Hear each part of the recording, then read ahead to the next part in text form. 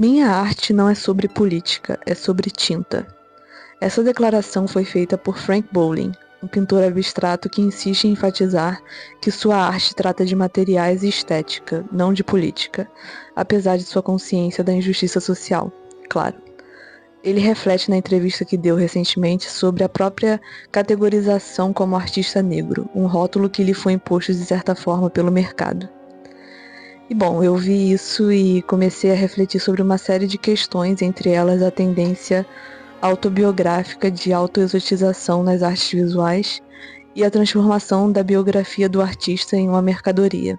Eu decidi fazer o vídeo dessa forma que vocês estão vendo porque eu acho que dialoga com a questão principal, o fato de eu não aparecer, né, com essa questão da autoimagem no espaço virtual das redes. E também é inspirado no formato do filme Blue, do Derek Jarman, que é um filme onde a única imagem que aparece do começo ao fim é um quadro totalmente azul. A tela que vocês estão vendo aí é um trabalho de um dos meus artistas favoritos, o Cy Twombly, que usava os rabiscos, a caligrafia e as referências literárias de uma forma muito bonita.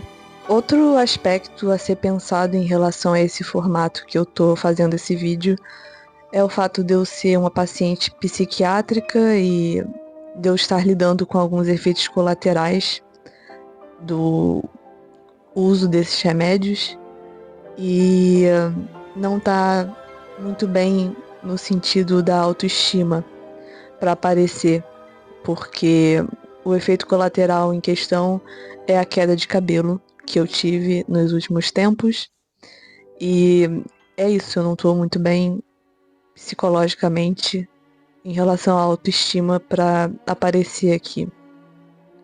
Então eu preferi esse formato, que vai ser como um podcast. Com a única diferença de que vocês estão vendo uma imagem e eu espero que vocês contemplem essa imagem, porque para mim é um trabalho muito bonito. A pergunta que eu tô prestes a levantar pode parecer estranha, mas se você é artista e você tá me vendo, quem é você artisticamente sem a sua biografia direta? E se a gente parasse de se vender? E se a arte voltasse a ser sobre o que ela realmente é? Pura, livre, sem eu, sem você? E se eu, mulher lésbica, não quiser expor a minha sexualidade? E se eu quiser pintar como um homem branco dos anos 50, com o luxo de não ser perguntada sobre quem eu sou e o que eu represento? E se eu não tiver o que falar artisticamente enquanto mulher lésbica? Isso pode chocar algumas pessoas, no sentido de como assim ela não tem que falar de algo tão sofrido e difícil? E realmente eu tenho, mas não no campo artístico, e considero que tá tudo bem em ser assim, não me cobro. Eu sei que muitos defendem a autonomia da obra, querem que a forma, o gesto, o material, a experimentação tenham um peso próprio, sem a mediação constante da biografia, mas ainda assim é possível ver traços autobiográficos sendo ressaltados como parte central da apresentação de vários artistas. Recentemente eu vi 2 artistas em voga da comunidade LGBTQIA+, que eu sigo, são pessoas que eu sigo para acompanhar de perto o delírio, e que literalmente se pintam na tela, né? Claro que isso não é novidade histórica, outros artistas importantíssimos já fizeram a mesma coisa. A diferença é que agora o corpo autobiográfico virou uma espécie de argumento de venda, no sentido de essa obra fala de mim, da minha dor, do meu gênero, da minha orientação, do meu trauma. Logo, ela é relevante. Existe uma hiperinflação do eu, a meu ver. Tudo isso funciona como um tipo de pedigree alternativo, como uma pessoa falou para mim uma vez, onde a experiência pessoal e identitária passa a ter um peso legitimador. Óbvio que existe a questão dos curadores e galeristas muitas vezes pedirem ativamente que o artista articule sua obra em relação à sua história pessoal. Toda arte é autobiográfica em algum nível, né? No sentido de refletir nossos interesses mais profundos e particulares. Não estou negando isso, não se trata disso. O problema é quando isso se assemelha quase a um branding pessoal. O artista já não se contenta em deixar rastros de si na obra. Ele precisa estampar-se, tornar-se literalmente a imagem central. A biografia vira parte do press release, do texto de catálogo, do texto de parede. O discurso identitário se torna um gancho de marketing. Ajuda a vender, a captar editais, a se posicionar em feiras internacionais, onde a diversidade e a inclusão são demandas muitas vezes fortes. Reforço que não se trata de minimizar a importância de certos debates, mas quando se torna um padrão de mercado, capturado pelo mercado, a autobiografia deixa de ser gesto de resistência e vira apenas um requisito comercial. A questão verdadeira é que essa prática, ao se tornar massiva, perde a sua força crítica. Isso corresponde a uma demanda clara do público e das galerias por narrativas de autorrevelação.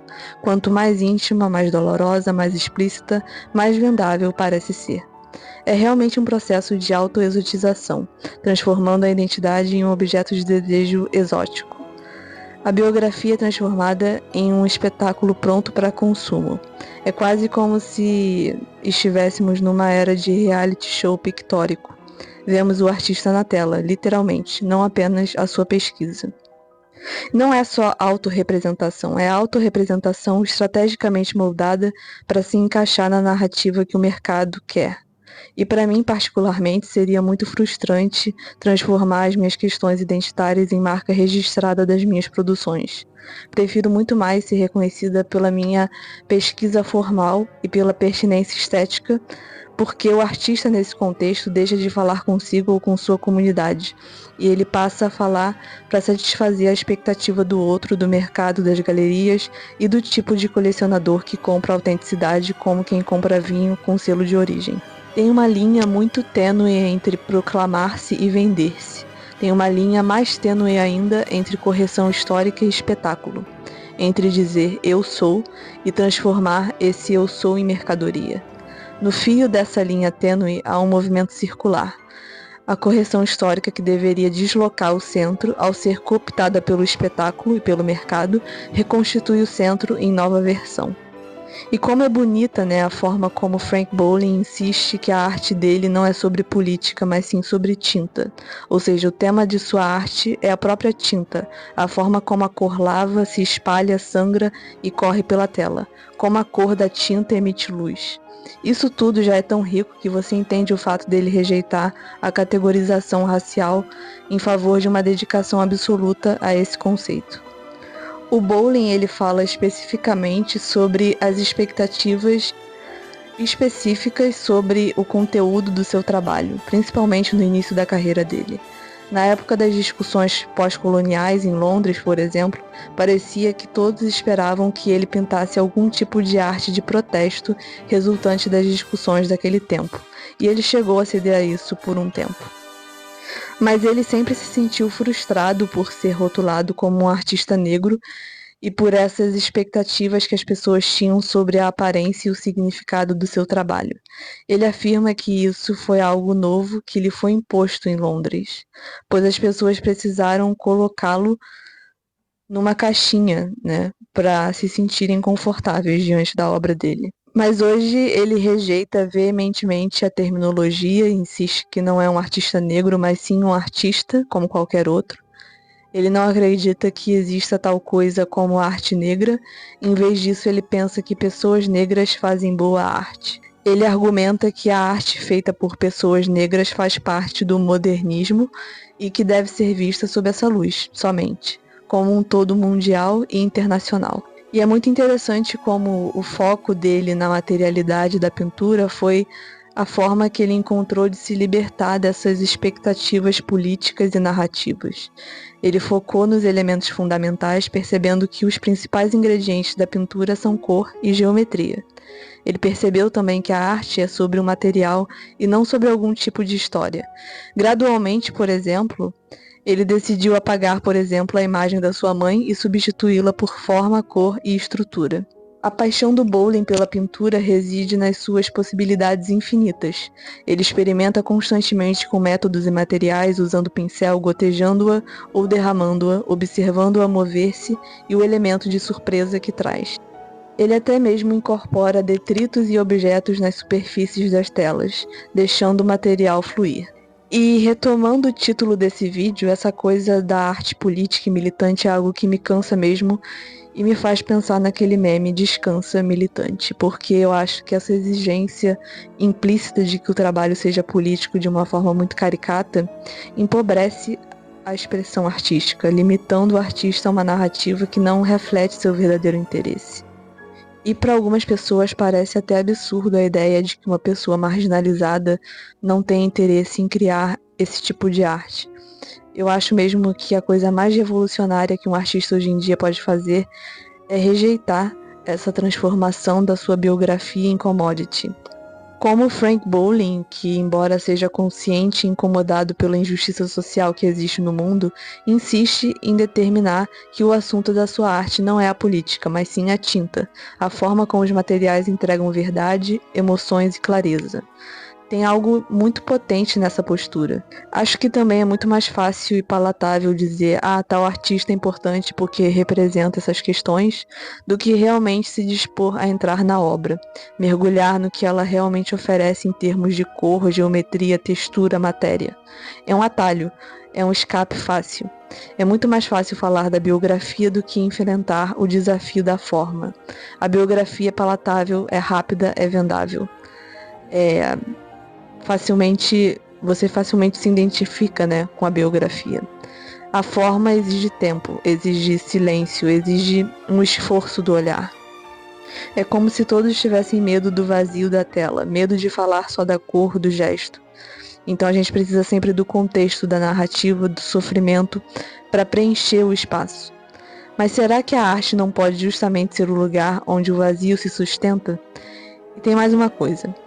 Essa facilidade de reduzir um artista à biografia não é só um atalho intelectual, é também uma moeda social. O comprador, o colecionador, o galerista, todos se autopromovem através dessa narrativa. É status. É como se a obra viesse com um selo de virtude embutido. Tipo, olha, eu comprei de uma artista lésbica negra, de uma artista trans, de um artista negro.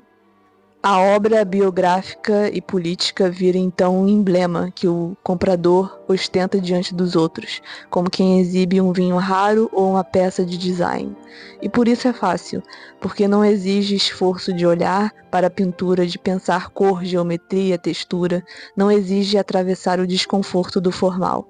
É só repetir a narrativa identitária e pronto. No geral, acho que é isso. Acho que muitos artistas estão produzindo para preencher uma expectativa que na verdade é externa, mesmo tendo em mente outra coisa a princípio e achando que se trata de outra proposta. E essa coisa da consistência da identidade acaba virando uma prisão, né?